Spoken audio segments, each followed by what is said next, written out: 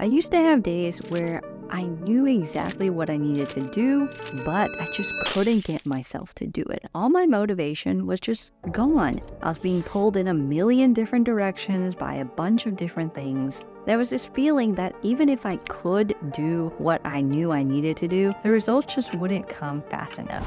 And when I looked online on social media, everything looked effortless for other people. But why couldn't that be me? But looking back at it now, I realized that it was because I was relying on something that isn't reliable, and that was motivation. If you know a couple of the tricks that I'm going to show you in this video, you're also going to be able to work without motivation as well and get the things that you need to get done. So here are 6 things that you can apply today to build a system to work without motivation. Number 1 is going to be the easiest one, and that is to create cues or anchor moments in your life that are going to prompt you to action. Behavior can't happen without a prompt. A prompt is anything that tells you to start a behavior. For example, if you get up in the morning, be you getting out of bed, the action, the behavior attached to it would be brushing your teeth. So there's a bunch of different ways that you can connect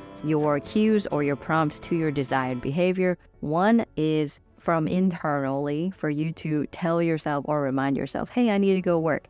This one's super unreliable. I've never been able to make this work. I've always wanted to get out of bed and go work out. And no matter what happens, I either sleep in, I don't remember to go to the gym, or I remember but I don't want to. But now I have a prompt that is, after I feed my daughter, I will now go to the gym. So it's wake up, feed daughter, go to gym. So those prompts and actions live together in a stack now. You can do the same thing for your work. If you have conditions on how you will start work, then you will do it without motivation, especially if you do it over and over and over again. It becomes automatic. You become a consistent person.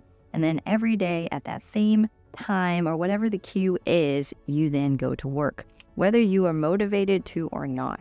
Now, the key to making this happen is something that we're going to talk about later on in the video. Number 2 is to break bad habits by changing your environment. Now, you can change your environment to also propel you into good habits too. Oftentimes when we're not able to work, it's because of a bad habit. So, for example, I can't work in the living room, the bedroom, or any other rooms because those rooms are associated with routines and habits and an identity of myself that is not the me that goes to work. The me that goes to work just does it in this room. It has the office, my PC, everything is needed to work happens in here. So one thing that you can do if you don't have like a huge house to work with is that you can partition off different spaces or change your environment to have more cues that prompt you to work. You have a living room space and you want to be able to work there, maybe move the couch a little bit or have a divider, or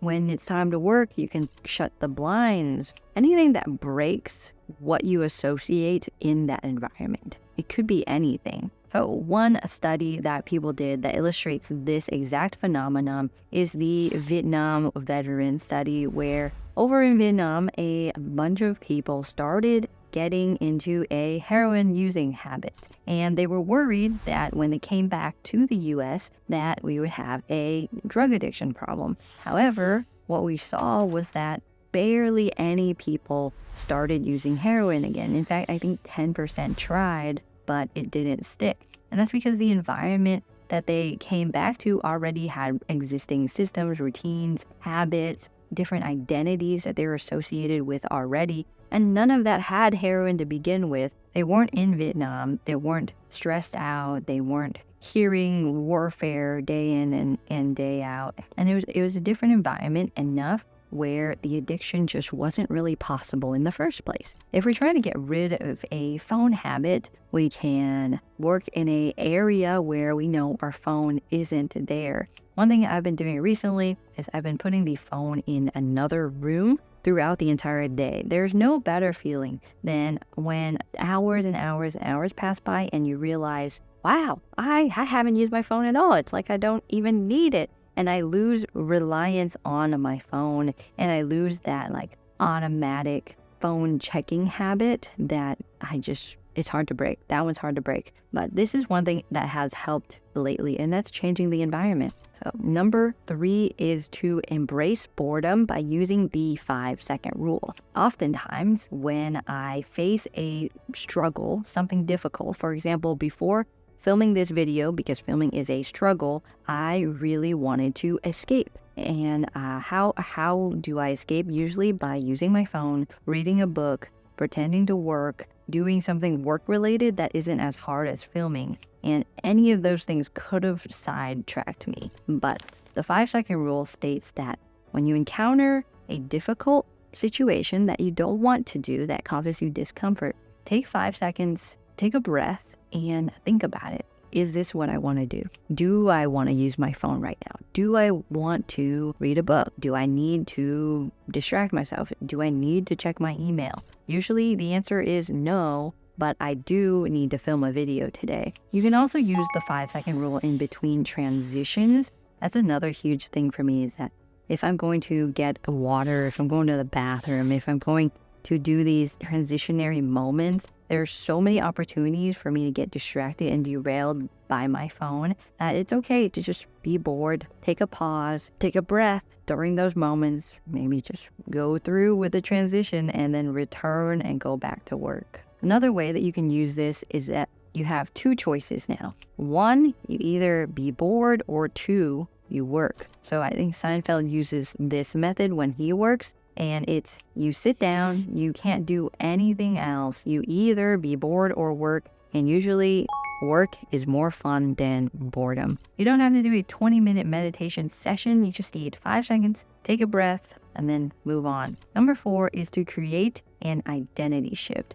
I've learned a lot of this from Dr. K from Healthy Gamer GG, but ask yourself, like, when I get up in the morning, I brush my teeth. And it's super easy. It's not hard at all. But why? Why is that easy? It's because I'm someone who takes care of myself, and I take care of my teeth, and I want my teeth to do good in the long run. But then when it comes time to work, why is that hard? An identity shift that I've used recently and that I find to be effective when I talk to other people is, instead of saying I have to work, it's using the word I get to work. Now, I also want to be a provider for the family. So Dr. K says that there are internal motivators and external motivators. And the internal ones are usually duty-based motivators or a values-based. Now, those both go into an identity shift kind of situation. So if something is your duty, if you are the provider for your family, then you have more motivation to work. If you value hard work, showing up, doing the hard thing, if you value show up every day and be consistent, then those values get ingrained into your identity. Now you have motivation to do them.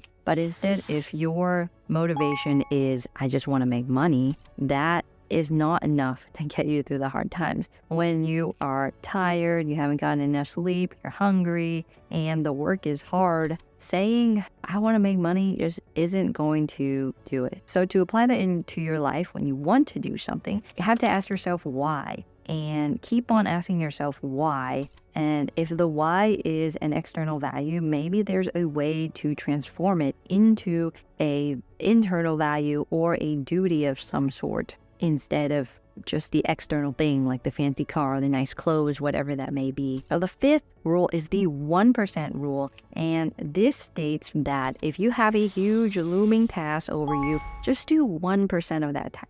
Just make it as small as you possibly can. If you have to go to work in the morning and you're tired and it's upstairs, 1% of that, all you have to do is take a step towards the office. If you want to start filming a video and it's really hard, all you have to do is turn on a light.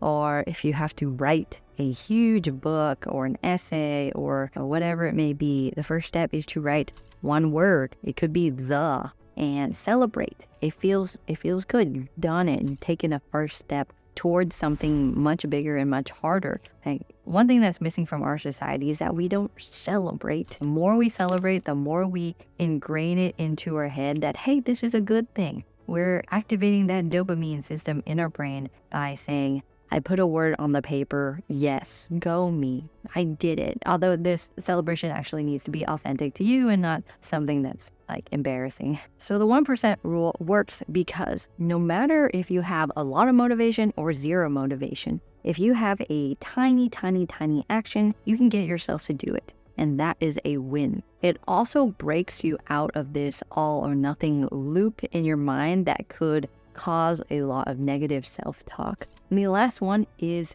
to create an upper bound and a lower bound. So when you think of working, it's really vague and it's obscure. It's like, when does it end? How do I start? What the heck do I need to do? It's like just moving wall land. But if you create an upper bound and a lower bound, so the lower bound is like the 1% rule. What minimum thing could I do to still feel like I did a really good job? The upper bound is the maximum of what you could do. Even if you feel freaking fantastic, you want to do more, and you feel awesome, just stop there. Don't overwork and go past it, because next time you'll be really tired. Like, it's New Year's, I want to get fit, so I go to the gym and I run 3 miles. And then the next day, I'm so sore that I can't come back. And then I lose motivation, and the next week I'm like, ugh, that workout, that was really hard. I don't want to do that again. I pushed past my upper bound, and by doing so, I overworked myself, and now I have to compensate to recover,